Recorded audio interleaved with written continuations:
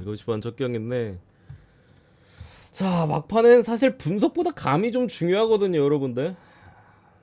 뭐 항상 그렇지만 마지막에는 변수들이 워낙 많아서 약간 제가 항상 말씀드리듯이 분석 반, 감 반 이렇게 갈 수밖에 없어요. 어쨌든 동기부여가 뭐 있는 팀, 없는 팀 뭐부터 해가지고 제가 항상 동기부여와 전력 간의 저울질을 잘해야 된다고 하는데 그게 진짜 쉬운 게 아닙니다.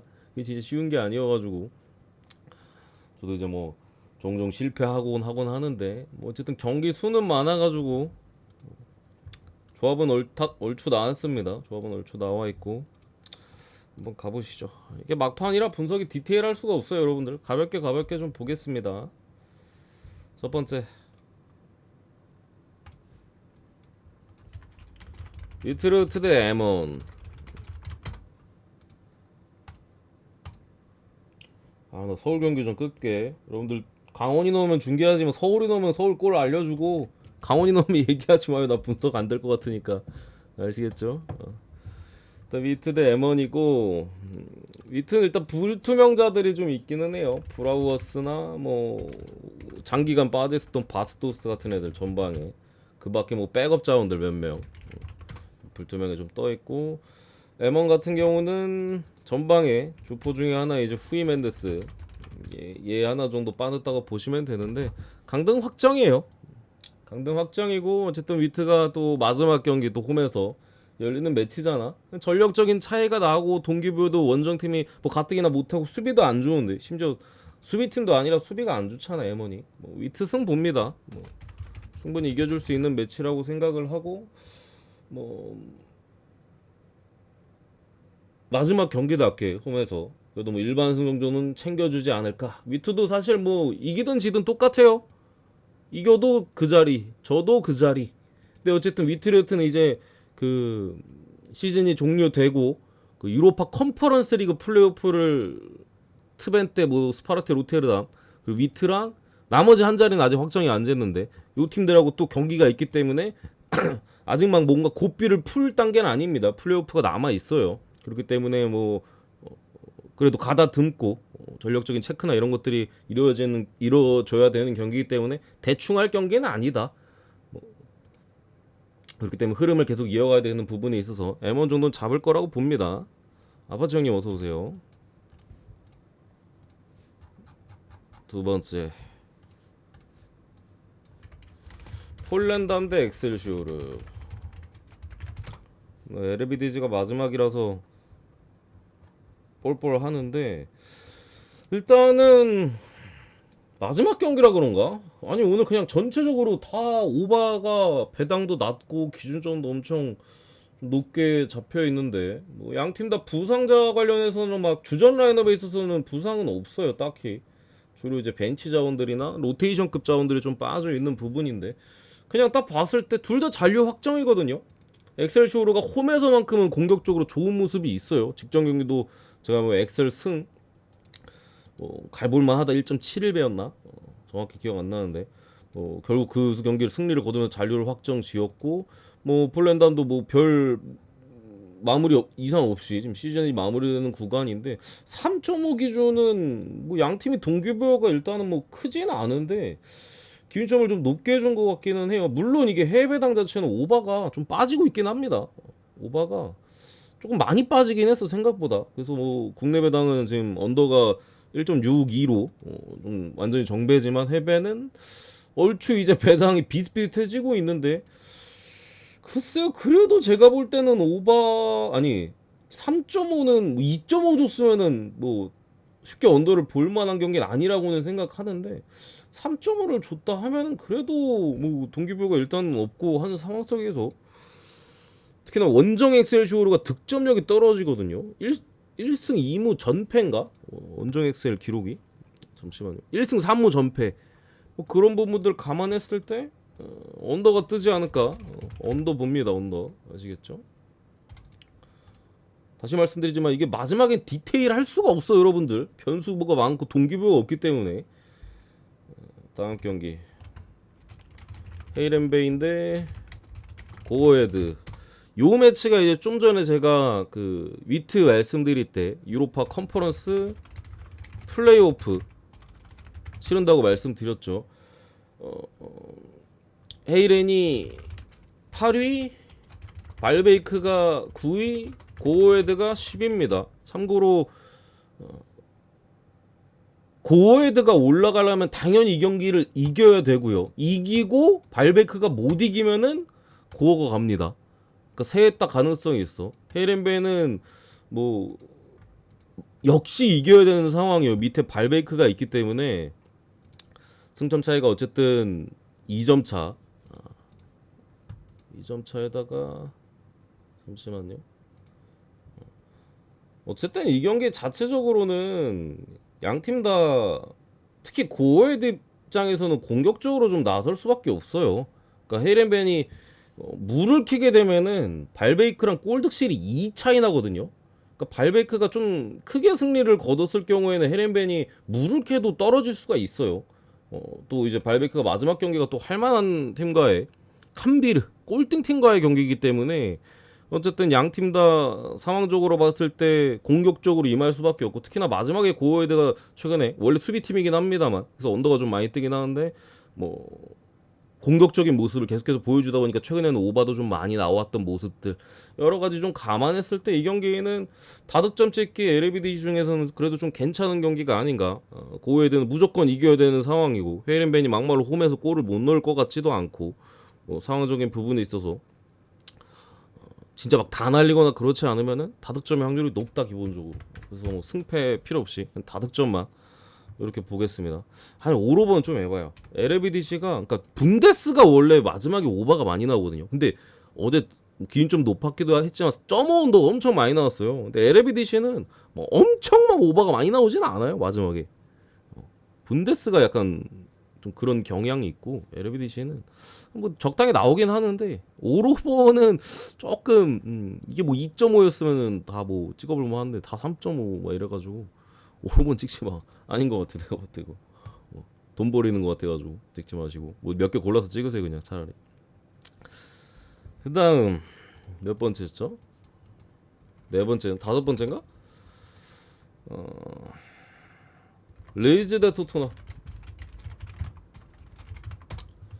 양팀 다 이 경기 같은 경우도 어쨌든 동기부여적인 측면은 있어요. 리즈는 잔류, 토트넘은 유로파 컨퍼런스 리그라는 또 가능성이 에스턴 빌라와의 그 경기 결과에 따라서 또 이 경기 결과에 따라서 어쨌든 뭐 경우의 수는 있는 상황인데 리즈는 뭐 타일러 아담스나 지금 전방에 호드리고 벤포드 이렇게 불투명에 떠 있고요.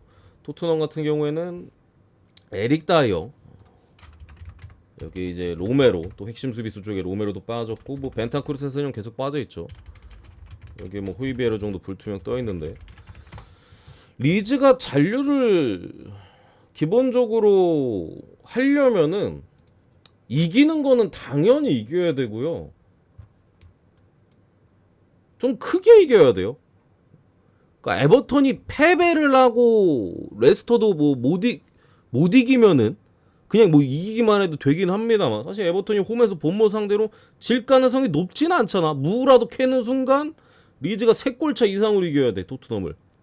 그러니까 그런 부분들 토트넘 역시도 어쨌든 간에 리즈가 그런 식으로 공격적으로 나온다면 뭐 손캐는 어쨌든 있잖아요. 막말로 우리 토트넘도 동기부여가 없는 게 아니에요. 유로파 컨퍼런스 리그 에스턴 빌라가 어쨌든 브라이튼이라는 강한 상대를 만나기 때문에 뭐 빌라가 무만 캐도 이제 토트넘이 이기는 순간 자력으로 가니까 아니 진출하니까 그런 부분에 있어서 제 생각에는 다득점 찍기 좀 괜찮은 경기이지 않을까 싶고 승패로 간다 하면은 제 개인적으로는 토트넘이 이 정도 배당을 받았다 하면은 이게 전력 대비 그러니까 배당을 좀 높게 받았어요. 왜냐면 리즈가 강등권 싸움이고 마지막 또 홈 경기잖아요. 그래서 높게 받았는데 그래도 지금의 리즈 하는 꼬라지 보면은 이거는 배당 높은 승패로 만약에 간다 하면은 배당 높은 토트넘 쪽으로 찍는 게 좀 더 낫지 않을까. 토트넘이 귀신같이 자기 자리 유로파 컨퍼런스권까지는 또 갈 수도 있는 부분이 있기 때문에 저는 승패로 간다면 뭐 토트넘 쪽이 조금 더 나은 것 같다. 배당도 그렇고 넘어가고요. 경기가 많아가지고 찾기가 힘들어. 다음 경기 라치오 대 크레모네세. 이 경기도 일단은 크레몬에서는 뭐 진작에 시즌이 끝났고 라치오가 이제 리그 2위를 인터밀란하고 이제 경쟁하는 부분에 있잖아요. 어제 인터가 이겼기 때문에 뭐 순위가 바뀌긴 했습니다만 라치오가 당연히 유리합니다. 이 경기를 잡아낸다면 인터밀란의 마지막 경기는 챔피언스리그 일정과 좀 그게 연관이 있기 때문에 어쩔 수 없이 인터도 챔스가 확정되는 선에서는 리그는 버리고 챔스에 몰빵할 거니까 라치오는 이 경기 잡는 순간 2위가 상당히 좀 유력해지는 부분이 있어요. 뭐 부상자 쪽에는 이제 수비 쪽에 마로시치나 핵심 쪽에 그리고 중원에 이제 카탈디 요 정도 빠져 있는 부분인데 요 정도까지 괜찮습니다. 뭐 카탈디가 뭐 공격적으로 좋은 것도 아니고 뭐 크레몬에서 애초에 수비하는 시간이 길 텐데 마루시치 빠져도 뛸 애들은 분명히 있는 그런 부분이고 크레몬에서는 전방에 이제 그나마 올 시즌 골을 좀 챙겨줬었던 데서스도 빠져 있고 미드필더 쪽에 베나시 이렇게 빠져 있는데 뭐 큰 변수가 있다라고 보이진 않습니다. 라치오가 마지막 경기 엠폴리 원정 크레몬에서는 홈에서 살레르니 만나거든요. 뭐 크레몬에서가 직전 경기 볼로냐전을 봤듯이 사실 맥없이 무너지는 모습들 지금 뭐 유종의미를 거둔다 하더라도 마지막 살레르니전이 아닐까 싶고 오늘 라치오가 그래도 점점 나아지는 어쨌든 사리 감독 부임 이후 그런 흐름이잖아요. 챔스까지 왔고 2위 자리에 대한 욕심이 제가 볼 때는 충분히 있을 것이다. 왜냐면 라치오가 2위를 할 만한 시즌이 사실 별로 없어요. 라치오 당연히 이긴다고 보고 마인으로 보겠습니다. 1마인 업로드 있습니다. 오늘 일찍 왔어요. 어제는 너무 늦게 와가지고 그랬었고 빌바오 엘체는 뭐 빌바오 승 볼게요. 일반승만 보겠습니다. 일반승만 넘어가고 8번째 바르셀로나 대 마요르카. 일단은 바르셀로나의 마지막 홈 경기고 사실 동기부여적인 측면에서 양 팀이 물론 에스파뇰이 아니 에스파뇰이 왜 나와? 까탈로냐라 그런가? 마요르카가 물론 유로파 컨퍼런스권까지 가능하긴 해요. 산술적으로 뭐 경쟁팀들 다 지고 마요르카가 뭐 전승 때리고 뭐 하는 선에서는. 근데 어쨌든 마요르카도 사실 뭐 그런 동기부여가 있을 거로 보이진 않습니다. 부상자 쪽 보면은 아라우 수비 쪽에 핵심 빠졌죠. 그리고 페드리도 계속 빠져 있는 요 정도 빠져 있는 이제 바르셀로나고 뭐 최근에 미드필더 쪽에 뭐 프랭키 데용의 갑이었나? 몇몇 빠져있던 선수들은 다 돌아왔습니다. 전방에도 뛸 수 있는 선수들이 워낙 많고 마요르카는 직전 경기 이강인이 경고받았기 때문에 출전 정지로 이 경기 못 나오고요. 여기 뭐 이니고 루이즈나 뭐 산체스 얘도 출전 정지에 뭐 나스타시치나 레일로 수비 쪽에 또 중앙 수비 쪽에 여전히 빠져 있고 뭐 아우구스틴손 사이드 쪽에 뭐 이런 애들 계속 수비 쪽에 백업 쪽도 어이씨 왜 이렇게 길어 빠져 있는데 뭐 이 정도 특히 이강인이 빠진 부분은 제가 볼 때 상당히 큽니다. 뭐 마요르카가 뭘 하려면 이강인이 있어야 돼요. 매 경기 뭐 하이라이트 필름을 뭐 한두 장면도 아니라 뭐 엄청 많이 만들어야 되잖아. 항상 마요르카 공격 끝 마무리든 시작이든 이강인이 존재했었고 중원의 연결점이 깨지나 바르셀로나 이 점유를 감당할 수가 없다. 그러니까 바르셀로나가 이 경기는 제가 봤을 때는 씨발 이걸 놓쳐 아니 저것도 못 넣어 아니 이건 넣어줘야지 이런 경기만 아니라면은 1마인 정도는 해줄 만한 경기다. 맞아 1마인 9번째 카디스 대 셀타비고 이 경기도 어쨌든 간에 강등에 대한 그런 또 매치죠.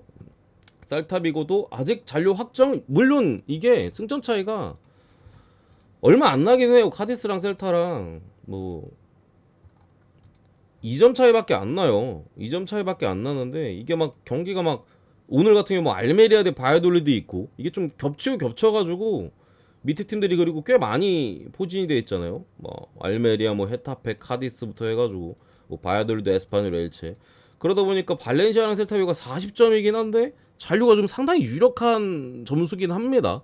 뭐 오늘 진다고 뭐 그런 부분은 아니긴 합니다. 뭐 어쨌든 간에 부상자 쪽을 보면은 카디스타 부상자가 조금 있는데 재채기 나올라 그래.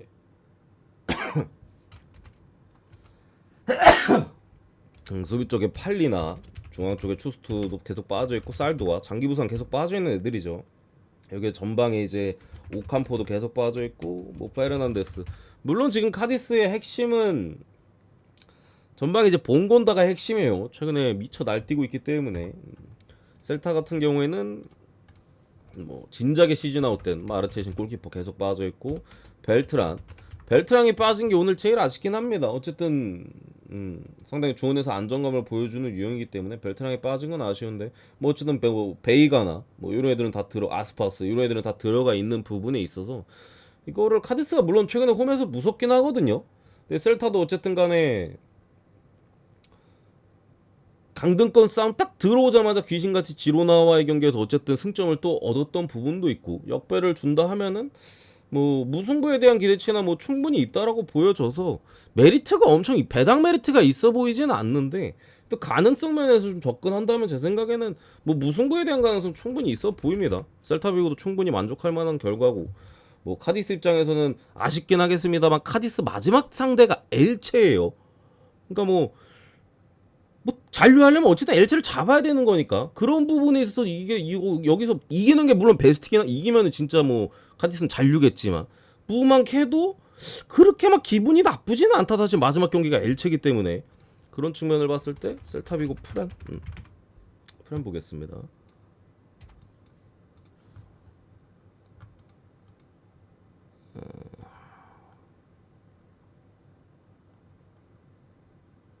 여기까지 하겠습니다.